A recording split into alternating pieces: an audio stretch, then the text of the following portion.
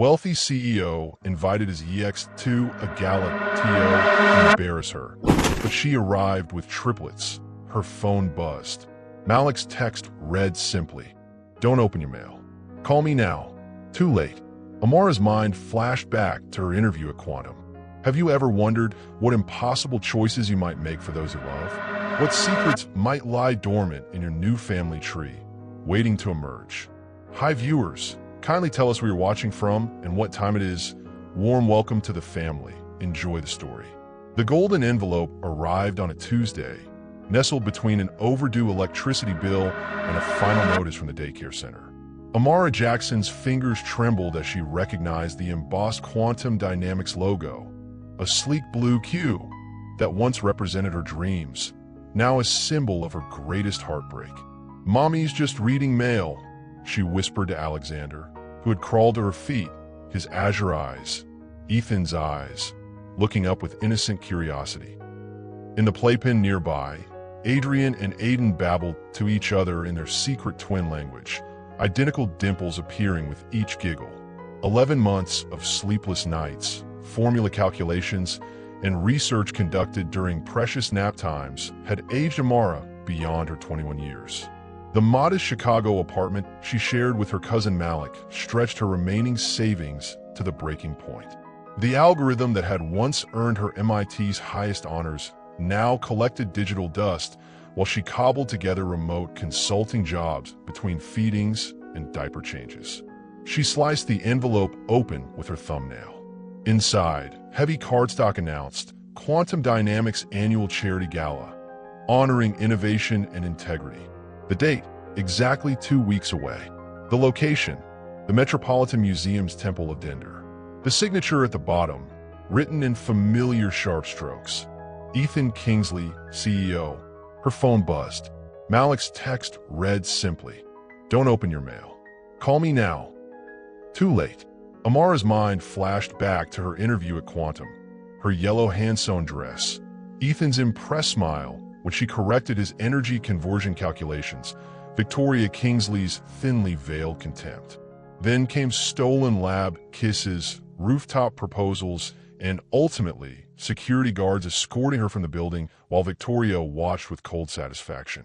"He's planning to destroy you publicly," Malik said when she called, his voice tight with anger. "My contact in PR says Ethan's prepared a presentation exposing your corporate espionage. The gala invitation is bait." The boys chose that moment for a unified wail. Their remarkable ability to hunger simultaneously still amazed her. As she prepared 3 bottles with practiced efficiency, Amara's gaze landed on their matching baby books. Inside each one, behind their birth certificates, lay DNA tests confirming what their eyes already proved. These were Ethan Kingsley's sons, heirs to his genius and his empire. "I need a dress," Amara said finally.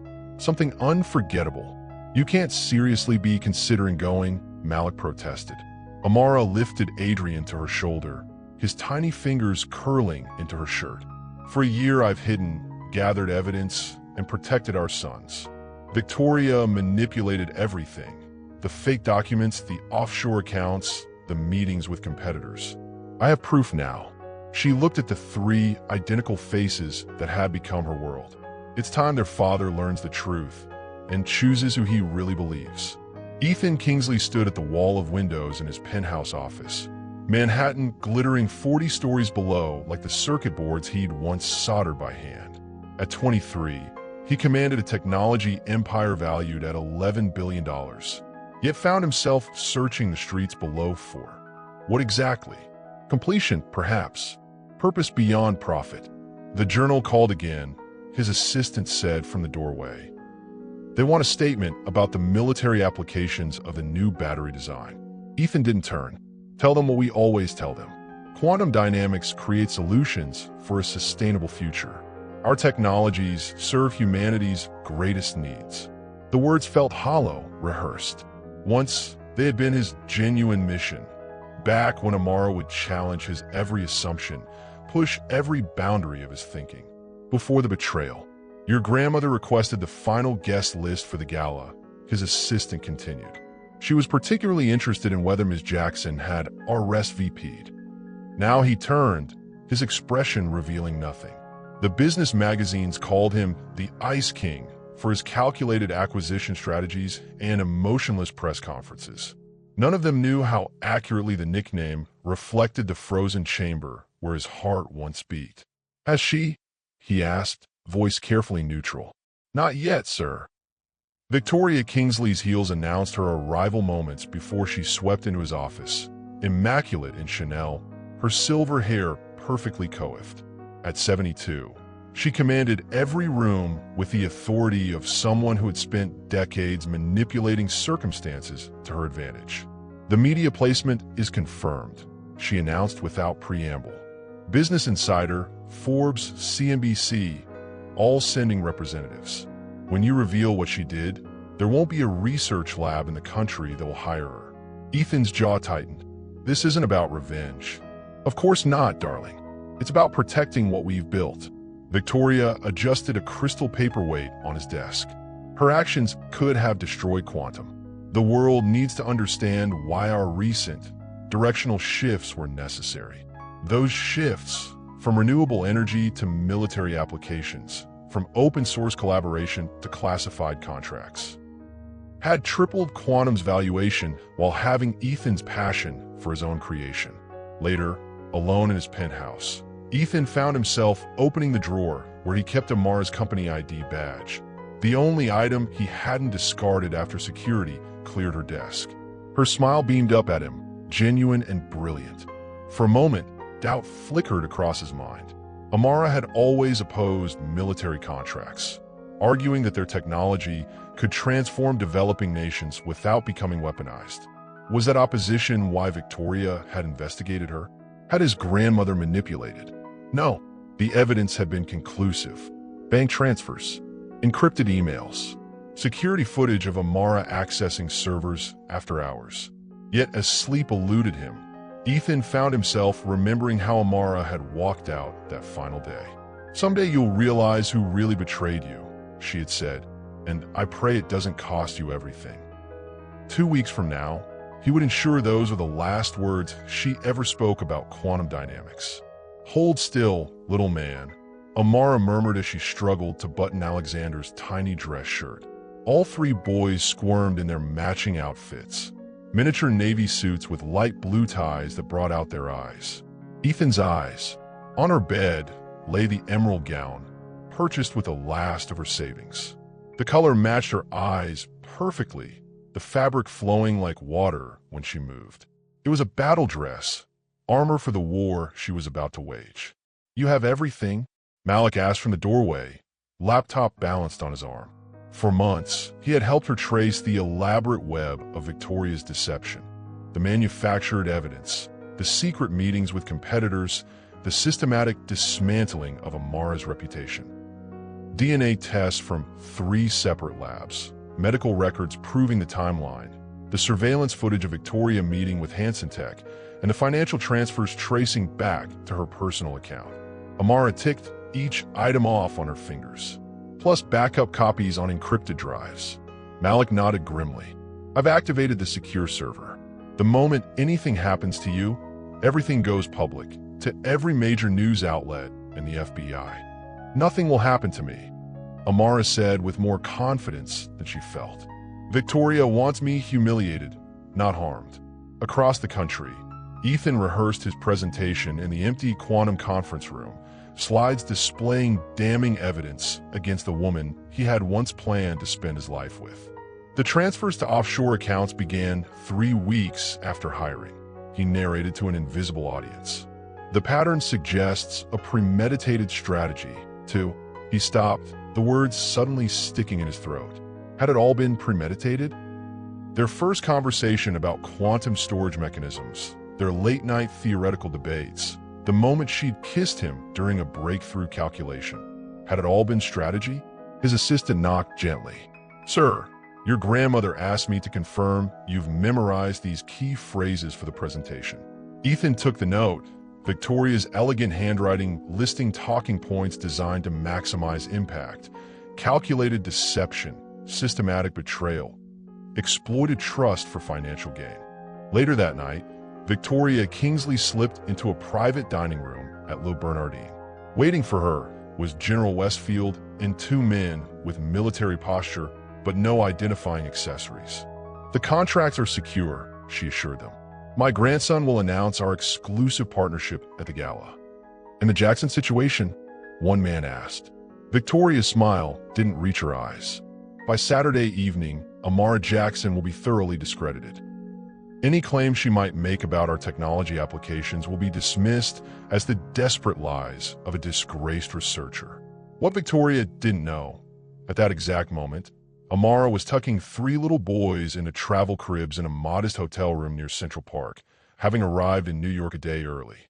What Amara didn't know: Ethan lay awake in his penthouse, staring at the ceiling, haunted by the strange emptiness in the evidence against her. Clinical facts without motive, data without context. What neither knew: by this time tomorrow night, nothing would ever be the same for any of them. The Temple of Dender glowed with strategic lighting, ancient Egyptian stone providing a dramatic backdrop for New York's elite as they arrived in cascades of designer clothing and family jewels. Quantum's PR team had transformed the historic space into a showcase of technological elegance. Holographic displays of energy solutions floating above cocktail stations, lighting that shifted with the density of the crowd. Ethan greeted investors and journalists with practiced charm, his cobalt blue suit, the exact shade of Quantum's logo, setting him apart from standard black tuxedos. His smile never reached his eyes as they continuously scanned the entrance. "Nervous about your presentation?" Board member Richard Keller appeared at his elbow, champagne in hand. "Focused," Ethan corrected, checking his watch. Amara should have arrived 15 minutes ago. Had she recognized the trap and stayed away? Victoria moved through the crowd like a conductor, ensuring key media representatives were positioned near the stage. Tonight's revelation would cement Quantum's new direction, eliminating questions about their shift from renewable energy to military applications. Once Amara was exposed, any future claim she might make would be dismissed instantly. "She's not coming," Victoria whispered in Ethan's ear as the event hit the 1-hour mark. "Perhaps she—" The sudden hush started at the entrance and rolled through the crowd like a wave. Conversations halted mid-sentence. Champagne glasses paused halfway to lips. A pathway cleared spontaneously through the crowd. Amara stood in the doorway, emerald gown catching every light, her chin high with quiet dignity rather than arrogance. But it wasn't her unexpected beauty that silenced 300 of Manhattan's most powerful people. It was the three identical children balanced confidently in her arms and on her hip. Three little boys in navy suits with light blue ties. Three sets of startlingly familiar azure eyes. Three faces bearing Ethan Kingsley's unmistakable dimpled smile. A camera flashed. Then another. The silence shattered into urgent whispers. Victoria's champagne glass slipped from her fingers, shattering on the marble floor. "Impossible," she breathed. Ethan couldn't move, couldn't speak. The mathematical improbability of what he was seeing. Identical triplets, each bearing his distinctive genetic markers, collided with the absolute certainty in his gut. These children, barely a year old, were undeniably his. Which meant Amara walked forward with perfect composure, the crowd parting before her. The boys watched the room with curious eyes, unaware they were demolishing a carefully constructed reality with their mere existence. She stopped directly in front of Ethan, close enough that one of the boys, fascinated by his matching tie, reached out a tiny hand toward him. "Hello, Ethan," she said, her voice carrying in the hushed room. "I believe you invited me to discuss matters of truth and integrity tonight. My office. Now." Ethan's voice barely contained the earthquake happening inside him. His eyes hadn't left the three little faces, carbon copies of his childhood photos. Security cleared a path through the stunned crowd. Victoria attempted to follow, but Ethan turned to her with an expression she'd never seen before. "Not you, just Amara and the children." The silence in the elevator was broken only by the curious babbling of the triplets. "Aiden," always the most observant, stared intently at Ethan's face as if solving a complex puzzle. Inside his office, Ethan collapsed into his chair, hands trembling. When Amara set the boys down on the plush carpet, where they immediately began exploring with the fearless curiosity of one-year-olds.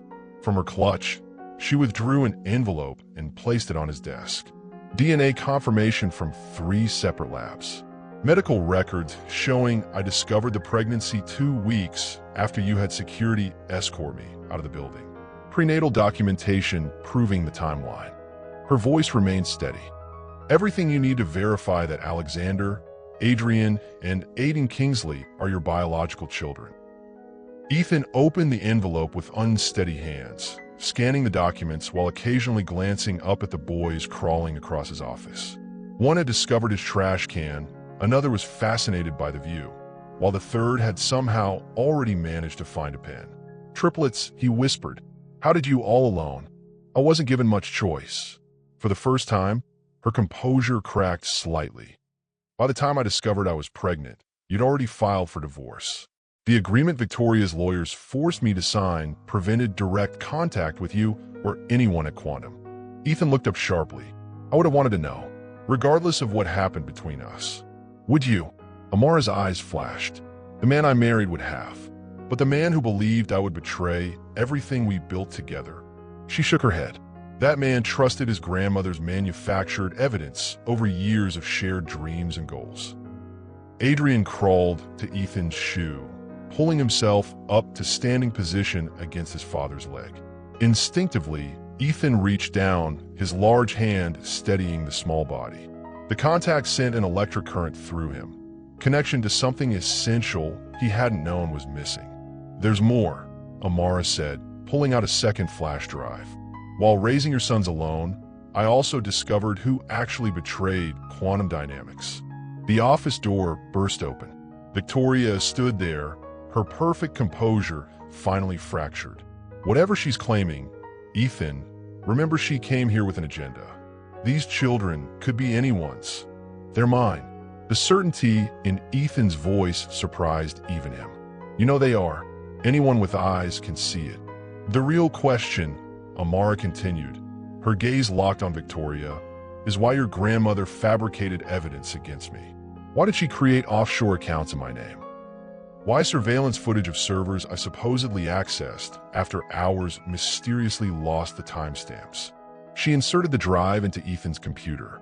And most importantly, why she's been meeting with Hansen Tech executives, your biggest competitor, since before our wedding. Victoria lunged for the computer, but Ethan was faster, blocking her access.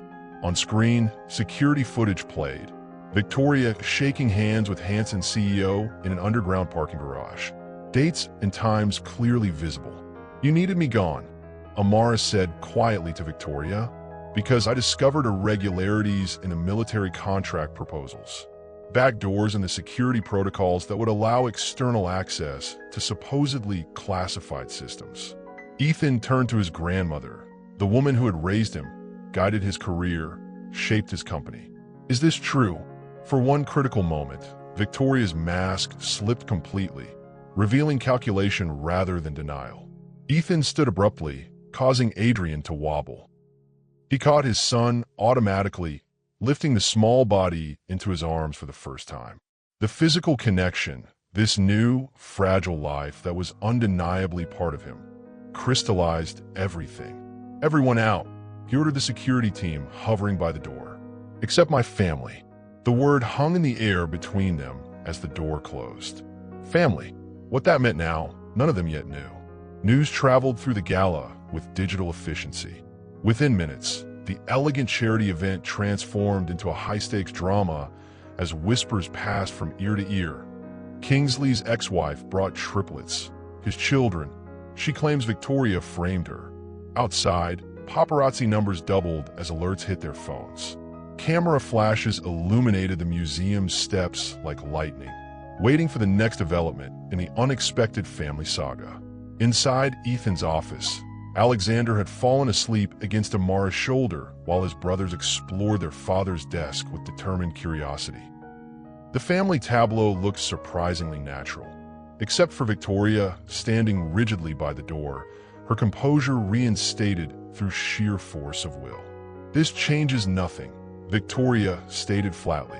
"Your emotional reaction is understandable, but these children don't erase what she did to the company." "What exactly did I do, Victoria?" Amara challenged, her free hand protectively steadying Aiden as he wobbled on uncertain feet. "Because the evidence suggests you are the one who's been selling Quantum's military technology to foreign interests."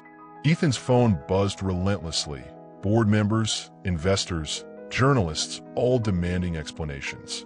He silenced it, focusing instead on Adrian, who had somehow managed to grip his tie with surprising strength. A soft knock interrupted the standoff. Ethan's assistant Rebecca entered, her professional mask slipping as she spotted the children. "I'm sorry, Mr. Kingsley, but the board members are asking for an immediate meeting."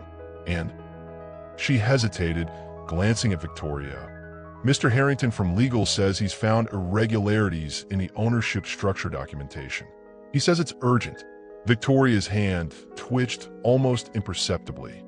"Tell Martin to wait until tomorrow. Tonight's events have clearly overwhelmed everyone's judgment." Rebecca looked to Ethan instead.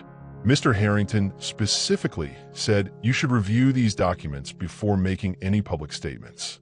He mentioned unusual stock transfers dating back to when your parents." "That's enough," Victoria snapped. Too late. Ethan's attention had locked onto his assistant's unfinished sentence. "One of my parents, Rebecca, when they died, sir." Rebecca handed him a folder. There appeared to be ownership transfers that occurred immediately. Outside the office windows, camera drones hovered, capturing blurry images of the confrontation. On social media, #QuantumAirs and #Kingsley Triplets were already trending. The board president texted Ethan directly, "Whatever you're planning to announce tonight, don't." Military contract questions surfacing. Need containment strategy. Amara watched Ethan's face transform as he read the documents. Confusion giving way to dawning comprehension, then hardening into something that looked dangerously close to fury. "I've canceled your presentation," Rebecca added softly. "And the triplets are winning over everyone downstairs. Mrs. Connolly from the Children's Hospital Foundation is already asking about a family photo shoot for next year's fundraising calendar." Victoria moved toward the door. "I'll address the guests. Explain that we're dealing with a personal matter." "You won't say a word."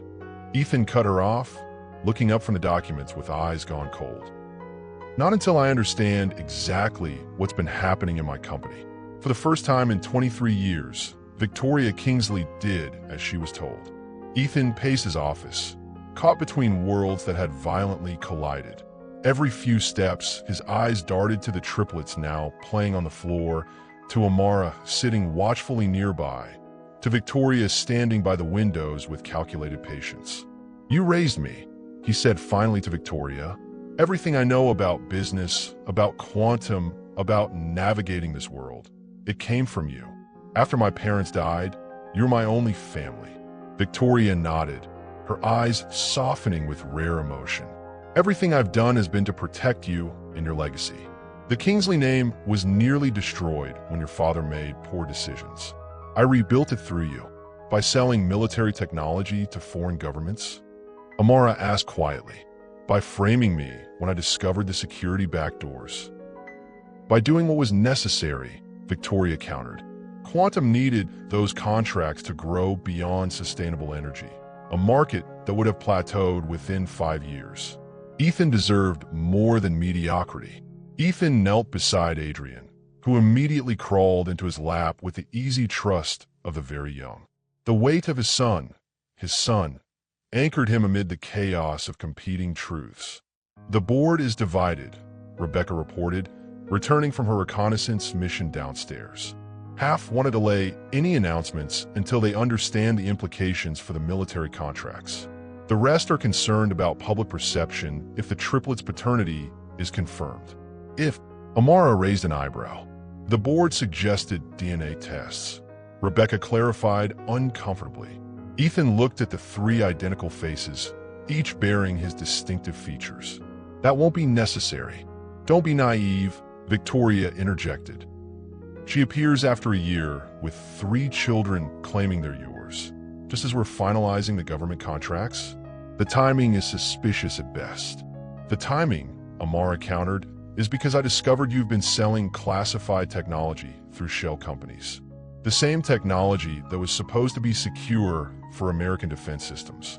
Outside the office, the gala continued in an atmosphere of tense anticipation. Investors clustered in corners, calculating potential stock implications. Journalists composed headlines on their phones. Board members huddled near the bar, divided into factions based on their loyalties. Ethan's childhood lessons flashed through his mind. Victoria teaching him chess, emphasizing sacrifice for strategic advantage. Victoria arranged his education, selecting friends who advanced their social position. Victoria guides his business decisions, always with cool calculation rather than passion. Had his parents been another sacrifice on her strategic board? I need time, he announced suddenly. 24 hours to verify everything before I make any decisions. The markets open at 12, Victoria reminded him. Without a clear statement, quantum stock will plummet. Let it, Ethan replied, surprising himself with his detachment from what had always been his primary concern. Alexander woke with a cry that his brothers instantly echoed in perfect harmony. Amara moved with practiced efficiency, producing bottles from her evening bag. May I? Ethan asked hesitantly, reaching for one. As he awkwardly cradled Aiden and the bottle, the door burst open again. General Westfield strode in, uniform adorned with medals, face flushed with anger. Kingsley, what the hell is happening? My team just received documents claiming our secure systems have built-in access points. Are we compromised? Victoria moved smoothly between them. General, I assure you. Not from you, Westfield snapped. I want answers from the CEO. His eyes fell on the domestic scene. Ethan feeding an infant, Amara handling the other 2. What is this? This, Ethan said quietly, is me discovering who I can actually trust.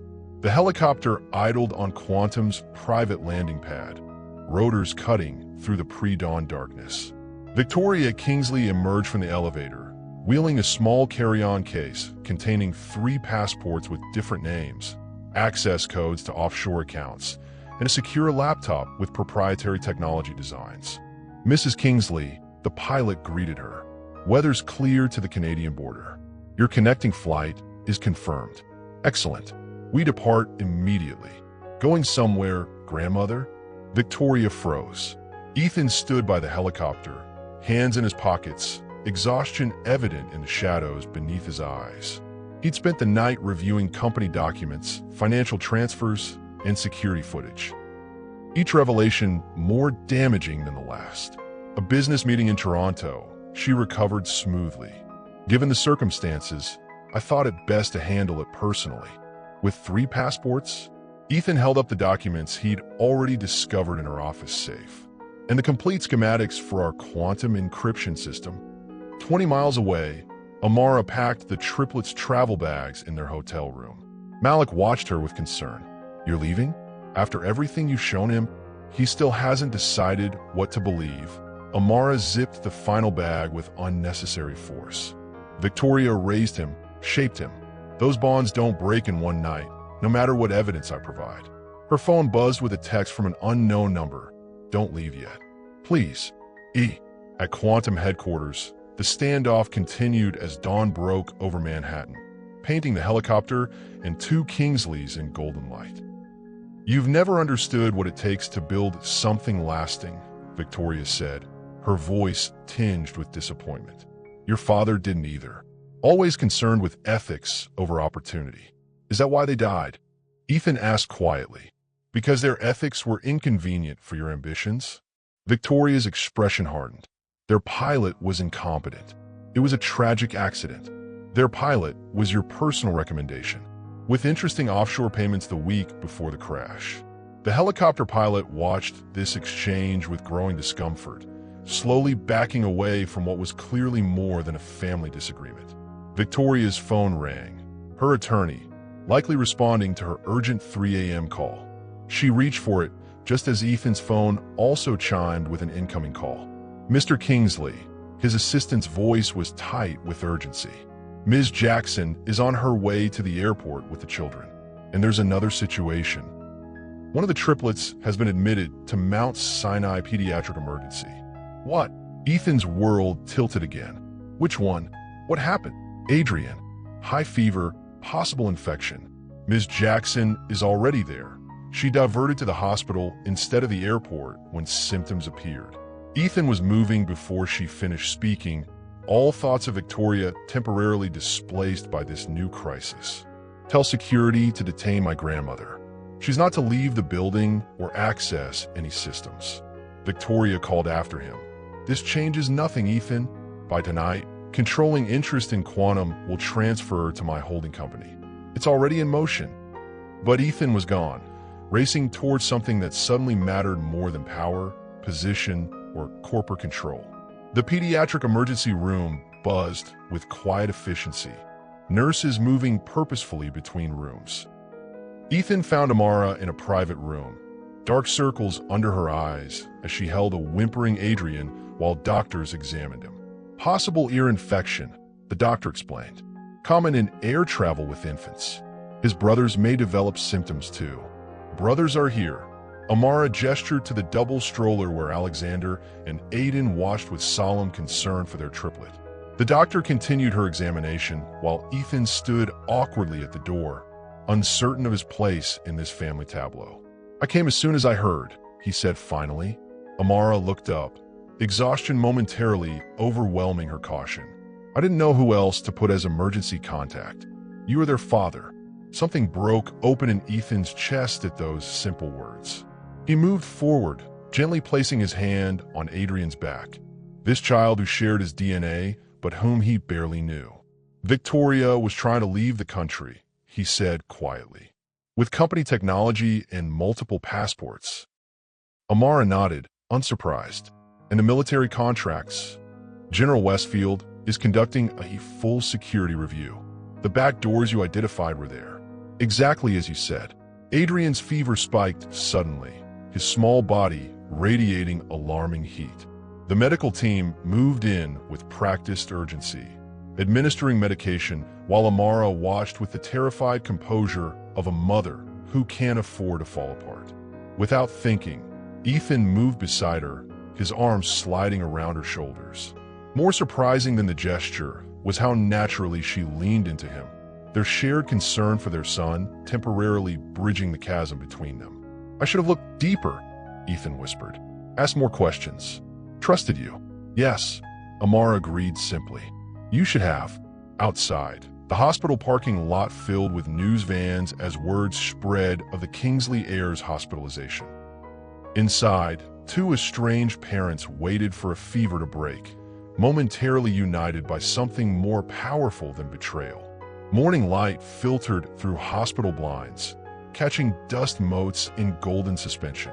Adrian slept peacefully, fever finally broken after a night of worried vigilance. His brothers had eventually succumbed to exhaustion in a hospital crib, curled together like puppies. Ethan sat by the window, tie loosened, stubble darkening his jaw. He looked younger somehow. The carefully constructed CEO image cracked to reveal the 23-year-old beneath. Across the room, Amara dozed in an uncomfortable chair, her emerald gown from the Gala replaced with scrubs borrowed from a sympathetic nurse. A soft knock preceded Rebecca's entrance. Ethan's assistant had worked through the night, her usual professional demeanor softened by the sight of the sleeping children. Sir, she whispered, there are developments you should know about. Ethan followed her into the hallway, where hospital security kept reporters at bay. Rebecca handed him her tablet displaying Quantum stock in free fall, down 31% in pre-market trading. The board has called an emergency meeting for noon.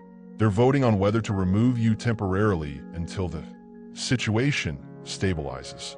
Ethan nodded, surprisingly unconcerned. What else?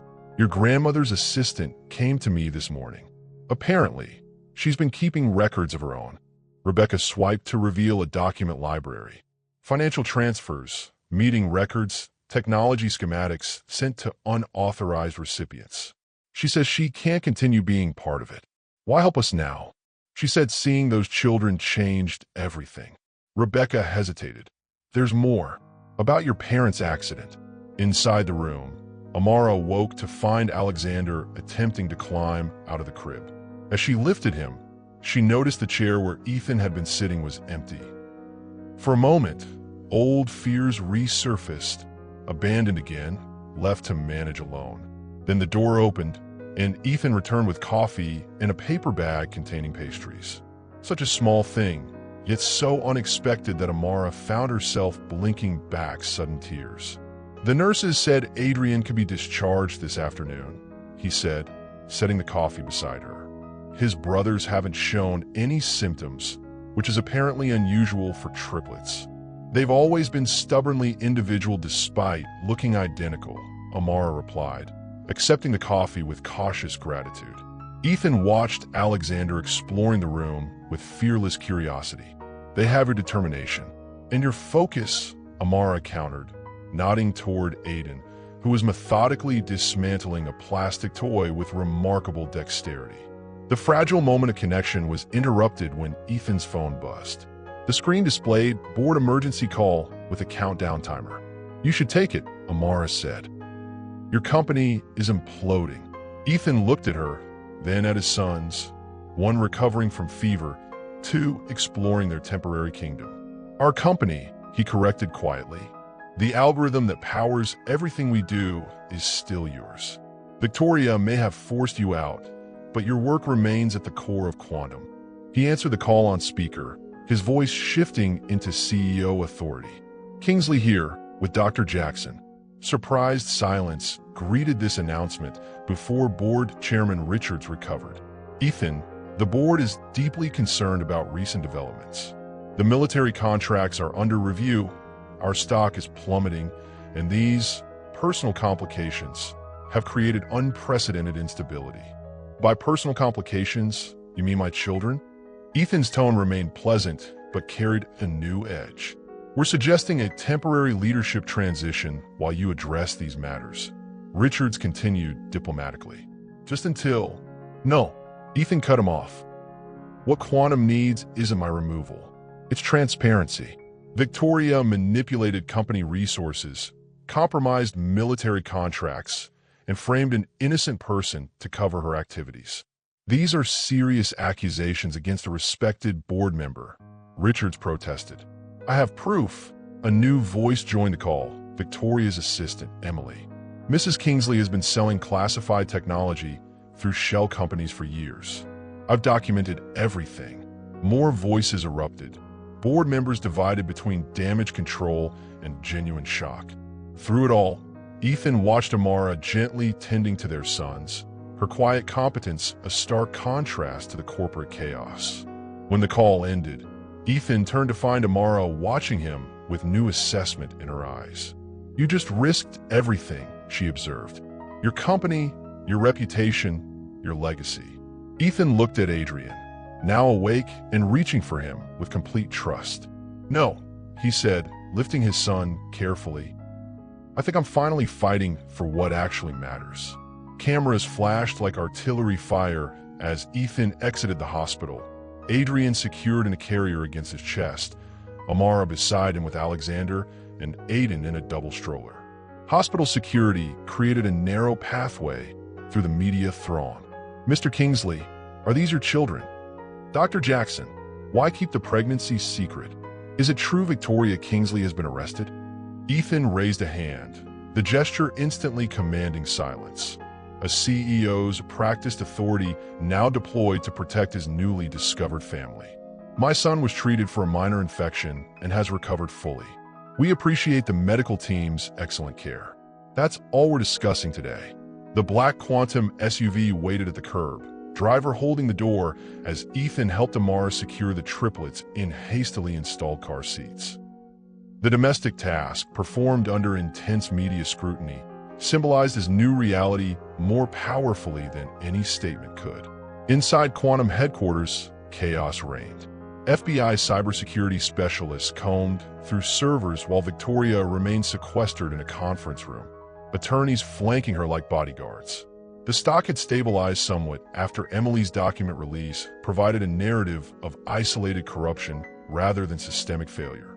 The military has frozen all contracts pending review, Rebecca reported as Ethan arrived, Triplets and Amara in tow. General Westfield wants to meet immediately, and the board has reversed position. They're now requesting your leadership through this unprecedented crisis.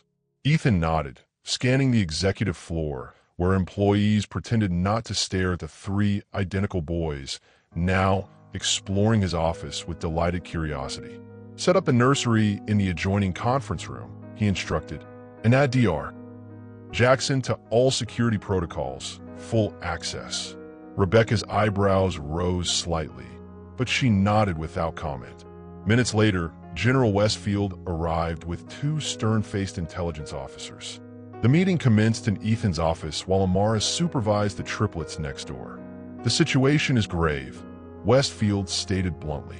Backdoor access points in supposedly secure systems. Proprietary technology flowing to unauthorized entities. We're looking at potential treason charges. Against my grandmother, Ethan clarified. Westfield's expression remained stony. Against anyone involved. The question remains whether you were complicit or merely negligent in your oversight. Before Ethan could respond, the door opened. Amara entered, professional confidence restored despite the casual clothes she still wore. General Westfield, she addressed him directly, I designed the original security protocols for Quantum's battery systems. I can show you exactly where the unauthorized modifications were made, when and by whom. The general studied her with reassessment. You're the whistleblower. I'm the scapegoat who became a whistleblower, she corrected, and I can help recover what's been compromised. As Amara pulled up technical schematics, Alexander toddled into the room, making a determined beeline for Ethan. Without breaking his explanation to the military officials, Ethan smoothly lifted his son onto his lap, where the boy contentedly played with his tie clip. The domestic intrusion into high-level security discussions created a surreal tableau, national security being recalibrated around nap time and bottle schedules. Across town, Victoria was escorted from Quantum Tower to an unmarked federal vehicle. Despite handcuffs hidden beneath her Burberry coat, she maintained regal composure. Only those very close would notice the calculation in her eyes. This was a setback, not a conclusion. By afternoon, Quantum's PR team had crafted a carefully worded statement acknowledging unauthorized activities by a senior board member, while emphasizing leadership continuity under CEO Ethan Kingsley. The stock stabilized further. In Ethan's office, now transformed into an improbable family command center, Amara fielded calls from military contractors while Aiden slept against her shoulder.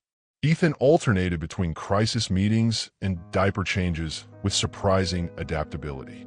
The board wants a public statement, Rebecca informed them, preferably with the children. They believe it would stabilize investor confidence. No, Amara said immediately. The boys aren't publicity props. Ethan nodded in agreement, but his expression remained troubled. Victoria's attorneys have made their first move. They're claiming she holds controlling interest in Quantum through a complex web of shell companies dating back to my parents' death. Can she do that from federal custody? Amara asked. She planned for every contingency, Ethan replied grimly, including this one. As if summoned by the tension, Adrian began crying in the makeshift nursery, immediately joined by his brothers in a sympathetic chorus. Ethan and Amara moved simultaneously to comfort them, their parental instincts temporarily overshadowing corporate warfare. In that moment of family focus, neither noticed Rebecca answering Ethan's private line, her expression changing to shock as she listened. Mr. Kingsley, she interrupted softly. It's the executor of your parents' estate. He says he's held sealed documents with instructions to deliver them if Victoria ever made certain legal maneuvers. She swallowed hard. He says your parents anticipated this day might come. Ethan froze, one son in each arm, as the past reached forward to reshape his future yet again. What documents? He asked. Their true will, Rebecca replied, and evidence about how they really died. The sealed documents arrived in an unmarked courier envelope, 11 years of silence finally given voice. Ethan broke the seal with steady hands while Amara watched, the triplets mercifully napping in the improvised nursery. To our son, Ethan, he read aloud, his father's handwriting both familiar and foreign after so many years. If you're reading this, then Victoria has moved against Quantum as we feared she might. What follows is the truth we hoped you'd never need to know. Pages of legal documentation followed. Amendments to the original will, ownership structures designed to activate only under specific circumstances, and a private letter detailing concerns about Victoria's increasingly questionable business connections in the months before their deaths. They knew, Ethan whispered, the realization landing like physical weight. They were investigating her foreign dealings when their plane crashed. Amara moved closer, shoulder touching his in silent support as he continued reading. His mother's precise handwriting took over where his father's left off, the practical voice of a woman who had anticipated her own death. The true controlling interest in Quantum was placed in trust for you, Ethan, with specific provisions to prevent Victoria from gaining full control. We established a secondary board, one Victoria knows nothing about, with authority to override her decisions if specific ethical boundaries were crossed. Ethan looked up, the implications crystallizing. The military contract backdoors. That's the trigger that activated all of this. As if synchronized with this revelation, his phone buzzed with urgent messages from Quantum's legal team. Victoria's attorneys had filed emergency motions to block any changes to company leadership, claiming her shell companies held 51% ownership. The documents in Ethan's hands rendered those claims irrelevant. Within hours, the hidden board members, old friends of Ethan's parents who had waited over a decade for this moment, convened via secure video conference. Silver-haired industry veterans and retired judges who had maintained silent oversight suddenly emerged from the shadows, their existence a dead man's switch his parents had engineered as ultimate protection. The provisions are clear, Judge Harriman stated, her judicial authority carrying even through the video screen. Victoria Kingsley's actions have triggered the contingency protocols. Effective immediately, her voting rights are suspended and her board position terminated. In the federal holding facility, Victoria received this news with unusual serenity. "Tell my grandson I request a private meeting," she instructed her attorney. Family matters should remain within the family. Back at Quantum, Ethan prepared for an emergency press conference while Amara helped Rebecca coordinate the military security team's access to compromised systems. "You don't have to face the media," Ethan told Amara as they stole a private moment. "This spotlight isn't what you signed up for." Amara glanced at their sons, now awake and playing under Rebecca's watchful eye. "I didn't sign up for raising triplets alone either, yet here we are." Her expression softened slightly. "Do what you need to do. We'll be here when it's done." The press conference proceeded with calculated precision. Ethan stood alone at the podium, his voice steady as he addressed the waiting cameras. Quantum Dynamics was founded on principles of innovation and integrity. Recent evidence has revealed that our board chairwoman, Victoria Kingsley, violated those principles through unauthorized technology transfers and corporate espionage. She has been removed from all positions within the company, effective immediately. Questions erupted, but Ethan continued undeterred. "Furthermore, I want to address the personal news that has emerged. Dr. Amara Jackson, Quantum's former lead researcher, and I share 3 children, triplet sons born after our separation. The circumstances of our separation were based on fabricated evidence created by Victoria Kingsley. Dr. Jackson has been fully exonerated of any wrongdoing and will be returning to Quantum in a leadership capacity." More questions shouted, but Ethan raised his hand. "Finally, I want to address our military and governmental partners directly. Quantum is conducting a complete security audit of all systems. We have identified the compromised technologies and are implementing immediate safeguards. The integrity of our nation's security has been, and always will be, our highest priority." As Ethan concluded, a reporter called out, "Will your grandmother face criminal charges?" Ethan paused, then answered with unexpected rawness. Victoria, Kingsley raised me after my parents died. She shaped much of who I am. And yes, she will face the full legal consequences of her actions, as must we all. When he returned to his office, Ethan found Amara standing by the window, Aiden balanced on her hip as they looked out at the Manhattan skyline. "You did well," she said without turning. "It doesn't feel like victory," Ethan admitted, loosening his tie. "More like surviving a catastrophe." "That's parenthood in a nutshell," Amara replied with the ghost of a smile, finally turning to face him. "Speaking of which, we need to discuss what happens next for us." Before Ethan could respond, his secure line rang. The federal prosecutor handling Victoria's case needed an immediate decision regarding the evidence about his parents' death. Did he want to pursue those charges, knowing what it would mean for the woman who raised him? The weight of legacy, justice, and family hung in the balance as Ethan reached for the phone. Morning sunlight painted golden rectangles across the penthouse floor where Alexander and Adrian conducted serious business with building blocks. Their concentrated expressions, identical furrows between identical brows, mirrored Ethan's own focus when solving engineering problems. 2 weeks had transformed the sleek bachelor space. Designer furniture now shared territory with colorful playmats. Italian marble countertops hosted bottle warmers. The glass coffee table had been replaced with something rounded and childproof. These physical changes reflected the more profound transformation in Ethan himself. They need consistency, Amara had insisted when he offered the penthouse's guest wing. Moving between places confuses them. They stay with me at the hotel until we figure out permanent arrangements. Yet she had relented for this Sunday morning visit, a tentative step toward co-parenting rather than parallel parenting. She sat cross-legged on the floor nearby, helping Aiden sort blocks by color, her guard noticeably lowered in the privacy of Ethan's home. The federal prosecutor called again. Ethan said, joining them on the floor, "They're offering Victoria a deal if she provides information about her international contacts." Amara nodded, her focus remaining on Aiden's careful stacking. "Will she take it?" "Her attorney says she'll only discuss it with me, privately." Now Amara looked up, concern evident. "She's manipulating you. It's what she does." "I know." Ethan helped Alexander rescue a toppling tower, but she raised me for 11 years. I can't just pretend she didn't try to destroy both of us. Amara finished quietly. Or potentially cause our sons to grow up never knowing their father. The unspoken question hung between them. How much forgiveness did family deserve? How much accountability?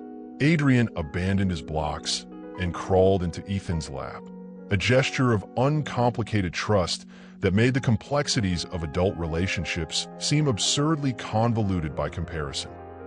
Later that afternoon, under heavy security, Ethan visited Victoria at the Federal Detention Center. Age and circumstances had finally marked her. Silver hair lacking its usual perfect styling, designer clothing replaced by standard-issue garments. Yet her posture remained regal, her gaze calculating as ever. "You look tired," she observed as he sat across from her. "Children will do that, especially 3 at once." "Why did you do it?" Ethan asked simply. "All of it. The technology transfers. Framing Amara. Taking control of quantum after my parents died." Victoria's smile held genuine affection, despite everything. "Because I was protecting you from your father's naivety. James was brilliant but foolish, just like you. He believed technology should serve humanity rather than power. He never understood that innovation without control is just charity. So you arranged their accident." The words fell between them like stones. Victoria didn't blink. "I arranged for mechanical issues that should have been minor. The pilot overcorrected. It wasn't supposed to be fatal." The casual admission of her role in his parents' death struck Ethan with physical force. He had expected denials, justifications, not this cold acceptance. "Then you shaped me into what you wanted my father to be." "I shaped you into what you were meant to be," Victoria corrected. "Everything I did, including removing that girl when she began influencing you toward your father's idealism, was to secure your future." "My son's future?" Ethan challenged. Did you consider them when you separated me from their mother? Victoria's expression hardened. I didn't know about the pregnancy. That was an unfortunate oversight. Across town, Amara faced her own confrontation with the past. Malik had arrived from Chicago, bringing the remaining evidence they had gathered against Victoria. "You're too forgiving," he argued in her hotel suite while the triplets napped. "Ethan believed the worst about you without question. He discarded you on his grandmother's word. He was manipulated his entire life," Amara countered. "Victoria engineered everything from his parents' death forward. That explains his behavior. It doesn't excuse it." Amara glanced at the sleeping boys, their features so like their father's. "We share 3 children. Finding a way forward isn't forgiveness, it's necessity." At Quantum headquarters, Rebecca coordinated the company's rebuilding efforts. Military contracts underwent comprehensive security reviews. Victoria's network of shell companies was methodically dismantled. And most significantly, Amara's original ethical framework for technology applications was reinstated as corporate policy. When Ethan returned from the detention center, he found Amara waiting in his office, her expression guarded but determined. "Victoria confessed," he said without preamble, "to everything, including my parents."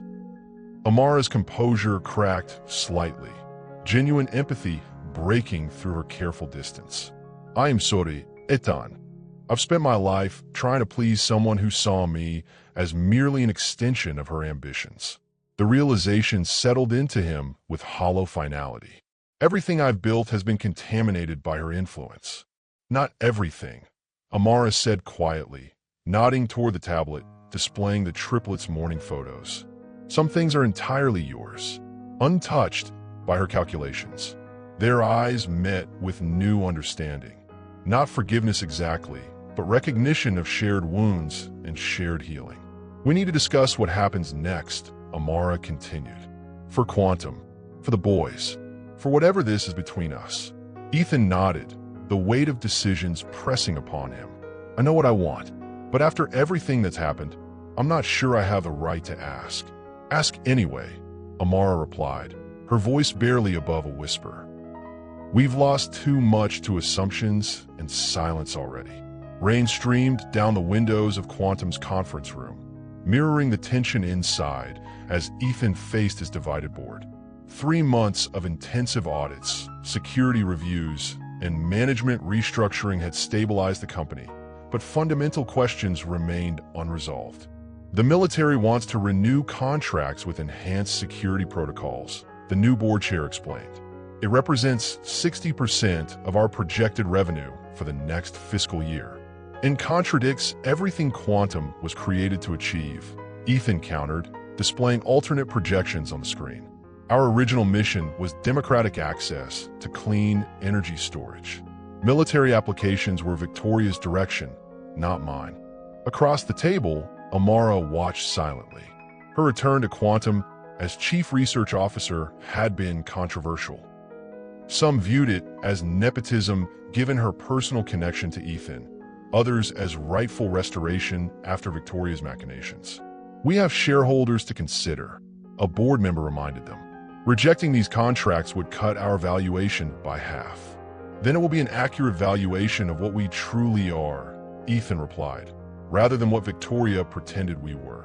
The debate continued for hours, philosophical divisions emerging that had long been suppressed under Victoria's control. When they finally adjourned without resolution, Ethan and Amara walked silently to his office where Rebecca waited with updates on the triplets. "They've been finger painting," she reported with the slightly harried look of someone whose professional wardrobe had recently encountered toddler creativity. The Quantum daycare staff requested additional smocks for tomorrow. Amara smiled despite her exhaustion. The corporate daycare center, established within weeks of the boys' dramatic introduction to Quantum, had become an unexpected recruitment advantage for the company. "We'll bring extras from home." Home. The word hung between them, its meaning still evolving. After weeks of hotel living, Amara had finally accepted Ethan's offer to renovate the penthouse's entire east wing into a separate living space for her and the boys. Connected, but independent. a physical manifestation of their complicated relationship as co-parents and colleagues. The prosecutor called again, Rebecca added. Victoria's sentencing hearing is scheduled for next week. They're requesting your victim impact statement. Ethan nodded, the familiar weight settling across his shoulders. Despite everything, he still visited Victoria weekly. Conversations that left him emotionally drained yet unable to completely sever the connection to the woman who had shaped his life for better and worse. Later that evening, after the boys were asleep, Ethan found Amara on the penthouse terrace, watching the city lights through dissipating rain. The board is split down the middle, he said, joining her at the railing. My deciding vote determines Quantum's future direction. It always did, Amara replied. Victoria just convinced you otherwise. Ethan studied her profile, marveling at how she had maintained her essential self despite everything. Still brilliant, still principled, still uncompromising where it mattered. While he had spent years becoming what Victoria wanted, Amara had simply been Amara. I received a call from Westbrook Institute today, she said suddenly. They're offering me research directorship of their new sustainable energy initiative. Complete autonomy, double my current salary, and family housing allowance. The announcement hit Ethan with unexpected force. You're leaving? I'm considering options. Amara turned to face him directly. The boys and I can't live in this halfway arrangement forever, Ethan. Connected but separate. Co-parents and colleagues without addressing what happened between us. I thought you needed time. Space. I did. Ido. She sighed, frustration evident. But I also need clarity. Are we rebuilding something together? Personally, not just professionally? Or are we just two people who share children and a workplace? The question stripped away months of careful diplomacy between them. In the silence that followed, the city hummed below, indifferent to personal crossroads happening 40 stories above. When Victoria showed me the evidence against you, Ethan finally said, my first instinct was disbelief. But she had raised me to trust her judgment above my own, to see threats where she pointed, to value achievement over connection. He moved closer, close enough to see the reflection of city lights in Amara's eyes. I've spent these months trying to disentangle who I really am from who she created. The only certainty I've found is that losing you was the greatest mistake of my life, one I made before I even knew about our sons. Amara's expression remained carefully neutral. And if Westbrook offers a better future for me, for our children, then I would follow you there, Ethan said simply. Quantum was my father's dream, twisted by Victoria's ambition. But you and our sons, you're my future, if you'll allow it. The admission hung between them. Ethan's most honest truth offered without calculation or strategy. The final break from Victoria's lifelong influence. Amara's phone chimed with a baby monitor alert, one of the boys stirring. The moment of vulnerability passed as she straightened, professional composure returning. We should discuss this after you've made your decision about the military contracts, she said. Some choices define who we truly are, Ethan. I need to know that, man, before I can answer.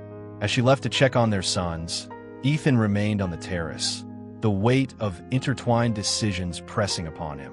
By morning, he would need to choose which legacy would truly define quantum dynamics, and by extension, himself. The courthouse steps swarmed with media, cameras tracking Ethan's arrival for Victoria's sentencing hearing. He navigated through the crowd with practiced calm, Rebecca creating a buffer between him and the shouted questions. Inside, the courtroom's hushed formality provided stark contrast to the circus outside. Victoria sat at the defendant's table, her attorney whispering last-minute advice. When she turned and saw Ethan, genuine emotion flickered across her face, a rare crack in her composed facade. The proceedings moved with judicial efficiency. Charges read, pleas acknowledged, mitigating factors considered. When the judge invited victim statements, Ethan approached the podium, aware of every eye in the room following his movement. Your Honor, he began, his voice steady despite the emotional undertow. Victoria, Kingsley raised me after my parents died in what I now know was no accident. She shaped my education, my company, and my worldview. The depth of her betrayal extends beyond corporate espionage or technology theft. She systematically dismantled the ethical foundation my parents intended for both me and quantum dynamics. Victoria's expression remained impassive, though her hands clasped tighter on the table before her. However, Ethan continued, I recognize that her actions, however misguided, stem from a distorted form of ambition for me. This doesn't excuse her crimes, but provides context for them. He paused, gathering resolve for what came next. I asked the court to consider that alongside her corporate crimes, Victoria Kingsley has lost her family. My sons will know her only as the woman who separated their parents and betrayed our trust. That personal punishment will last far beyond any sentence this court imposes. When he returned to his seat, Victoria watched him with an expression he'd never seen before. Something approaching respect mingled with regret. The judge announced her decision. 15 years with possibility of parole after 7, asset forfeiture, and restitution payments to affected parties. As officers approached to escort Victoria away, she turned to Ethan. I would do it all again, she said quietly. Everything I did was to make you exceptional. I know, Ethan replied. That's the tragedy of it all. Across town, Amara watched the news coverage from Quantum's executive floor, the triplets safely occupied in the company daycare downstairs. Board members gathered in the conference room, awaiting Ethan's arrival and final decision on the military contracts. Her phone buzzed with a text from Malik. Westbrook needs your answer by tomorrow. What are you going to do? Before she could respond, the elevator doors opened and Ethan strode through, his courthouse appearance exchanged for CEO authority. Without breaking stride, he entered the boardroom, nodding for Amara to join them. Ladies and gentlemen, he began without preamble. Today marks a turning point for quantum dynamics. Our company was founded with a specific vision, democratizing access to clean energy storage. That vision was compromised under Victoria's influence. He activated the presentation screen, displaying 2 distinct business models. Option 1 continues our military contracts with enhanced security protocols. Projected revenue, $3.2 billion annually, stock price stability, and significant shareholder returns. Board members nodded appreciatively, several already smiling in anticipation. Option 2 returns us to our original mission. We maintain limited government partnerships for essential infrastructure, but redirect our primary focus to global renewable energy implementation. Projected revenue, $1.7 billion initially, with slower growth curves but greater long-term stability. Murmurs of concern rippled through the room. As CEO and controlling shareholder, I've made my decision. Ethan's gaze found Amara's across the table. Effective immediately, Quantum Dynamics will pursue Option 2. We will honor existing contracts, but will not renew military applications beyond current commitments. The room erupted in overlapping objections and questions. Ethan raised his hand for silence. Additionally, I'm announcing a management restructuring. Dr. Amara Jackson will assume the position of co-CEO with primary responsibility for research direction and ethical implementation. He paused, then added more softly, assuming she accepts. Amara's carefully maintained professional mask slipped momentarily, genuine surprise showing through. This wasn't just a business decision. It was Ethan's answer to her ultimatum from the night before. A declaration of values that spoke louder than any personal promise could. Before you vote to support or oppose these changes, Ethan continued, addressing the stunned board, you should know that my parents' original ownership documents give me authority to implement this direction regardless of board approval. I would prefer your support, but I don't require it. One by one, board members registered their positions, some enthusiastically embracing the return to founding principles, others reluctantly accepting the inevitable, a few announcing immediate resignations. When the room finally cleared, Ethan and Amara remained, the weight of corporate reshaping settling between them. Co-CEO, Amara said finally. That wasn't part of our discussions. It should have been, Ethan replied. Victoria taught me to consolidate power. My parents believed in shared leadership. I'm choosing their legacy over hers. And Westbrook's offer is excellent leverage for negotiating your compensation package. Ethan replied with a hint of a smile. But I hope you'll consider what we're building here, what we could rebuild together. Amara studied him thoughtfully, seeing beyond the CEO to the man, making himself vulnerable again. You chose principles over profit today. The man who divorced me would never have done that. I'm not that man anymore, Ethan said simply. The question is whether that's enough. As they stood at this crossroads of professional and personal futures, Aiden's voice suddenly came through the baby monitor Amara kept with her. Dada, Mama, up now. The corporate tension broke as both smiled at their son's imperious demand. We should continue this conversation later, Amara suggested, gathering her tablet. Apparently we're being summoned. I've learned not to keep them waiting, Ethan agreed, falling into step beside her. They're remarkably persistent once they set their minds to something. Like their parents, Amara observed as they headed toward the elevator, their professional relationship temporarily set aside for the more immediate demands of parenthood. 1 year later, Central Park bloomed with early summer brilliance as the Kingsley Foundation for Ethical Technology celebrated its inaugural grant awards. Under a white pavilion surrounded by flowering trees, Ethan addressed the gathered recipients, investors, and media. Technology without ethical direction is just capability without purpose, he explained, confidence evident in every word. The 20 projects receiving funding today represent our commitment to innovation that serves humanity's greatest needs. At a nearby table, Amara helped the Triplets, now energetic 2-year-olds, with their coloring projects. Alexander, always the artist, created bold, abstract designs. Adrian methodically filled each section with a different color. Aiden had abandoned coloring entirely in favor of deconstructing the crayons to examine their internal structure. Their developmental differences had become more pronounced with age, identical appearances contrasting with distinctly individual personalities. Quantum's daycare staff had learned to identify them by behavior rather than appearance, knowledge that had proved invaluable when the boys discovered the joy of swapping name tags. As Ethan concluded his speech to enthusiastic applause, Amara caught his eye across the pavilion. Their silent communication, honed through months of co-parenting and co-leading, conveyed both professional approval and personal connection.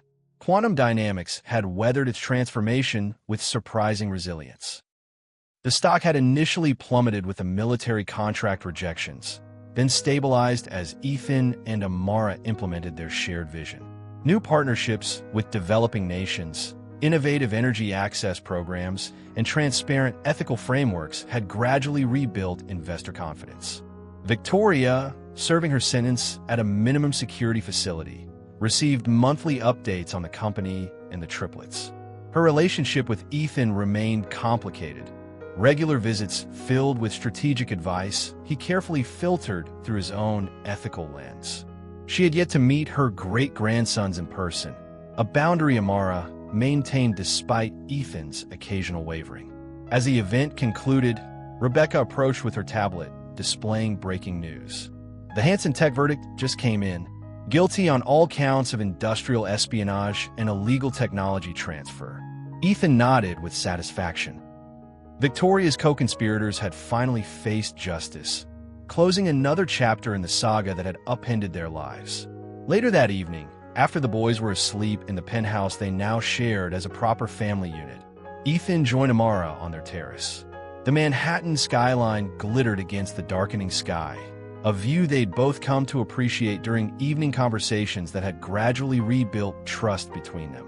1 year, Amara mused, accepting the glass of wine Ethan offered. Sometimes it feels like everything changed overnight.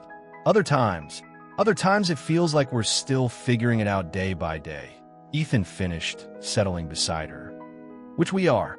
The past year had been a careful reconstruction of Quantum's mission, of their professional partnership, and most delicately, of their personal relationship. Trust rebuilt through consistent actions rather than declarations. Respect reinforced through equal partnership. Love rediscovered in small moments of cooperation and connection. 6 months earlier, they had remarried in a private ceremony with only the triplets and closest friends as witnesses. No grand gestures or public statements, just a quiet commitment to the family they had become against all odds. The board approved the expansion into rural India, Amara noted, changing to comfortable shop talk. The microgrid technology should be implemented by year's end. Ethan nodded, professional pride evident.